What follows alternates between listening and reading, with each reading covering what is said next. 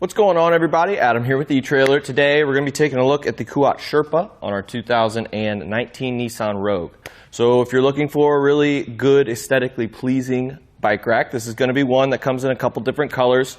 It's going to come in gray, black, and also pearl. It's going to have a weight capacity of 40 pounds, so it's going to be for your lighter bikes, and it's going to have a wheel width of up to 3 inches, so it's not going to be for your fat tire bikes or anything like that. But for your basic bikes, it's going to be great.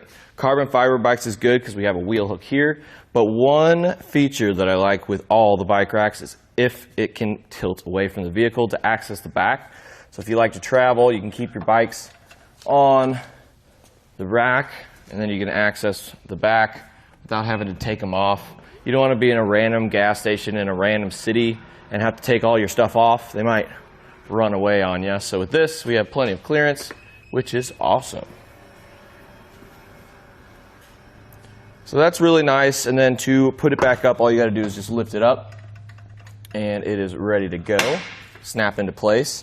Nice thing about it is it does come with a cable lock, and it's going to live right here. So you basically wrap it around your bikes. It's going to sit right here, and that is going to be key to like with our hitch lock, which we'll get to that in a little bit. So when it comes to wheelbases, it's going to accept wheelbases up to 47 inches.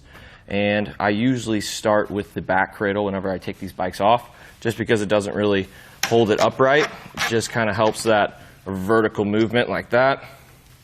So we'll go ahead and take that off.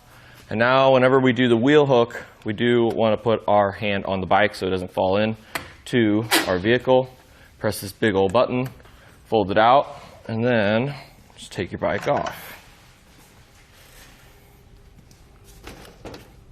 Now we can get a closer look at the bike rack. I usually put all these back. Nice thing about this is we have a pivoting cradle in the back, which is nice. And then whenever we're going to fold it up, we can fold this down to make it nice and flush. Before I fold it up, I want to take some measurements to see how much length we're adding. So from the bumper of a Rogue all the way to the end, it's going to be about 29.5 inches. But we can cut that down a little bit by using that same lever we used to tilt it away. And that's going to allow us to tilt it up. It's nice and stationary there. And that's going to bring the length down to about 11.5 inches from the bumper to our anti-rattle knob. And when it comes to the closest point, we're not going to have any issues with it hitting. It's only going to be a couple inches, about 1.25 inches from the bumper to the closest point. So we're not going to have any issues of it hitting the back bumper and marking stuff up. One thing I really like about this anti-rattle mechanism is we don't really have to worry about a threaded hitch pin. I don't necessarily love those just because you can cross thread it and you're going to have to get a whole new deal. So with this, it's super easy. You can just loosen it up, and then you can just take the pin out real quick, just like that. And it does come with a locking cord, which is awesome. And it's just as quick to put it on. And then as you start to tighten this up, all that shake and play is out, and the whole entire car moves. So that is awesome. When it comes to the shank, it is a 2x2 inch shank. We do have a 1/4 inch shank version as well. It's going to have all the same specs and all the same color options as well. And when it comes to how much it's going to add from the center of your hitch pin hole to the very edge, it's going to be about 18 inches.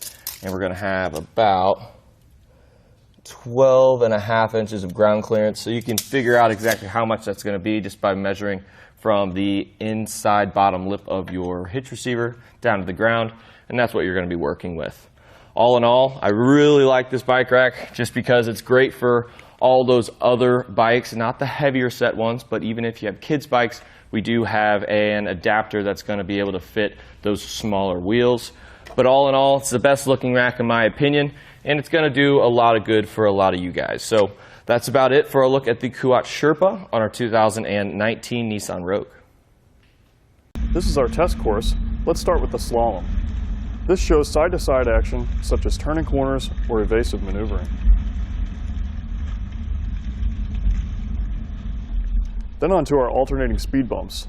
This shows twisting action, such as hitting curbs, potholes, road debris, or uneven pavement. And last of all, the solid speed bumps. This shows up and down action, such as driving through a parking lot or parking garage, or driving in and out of a driveway.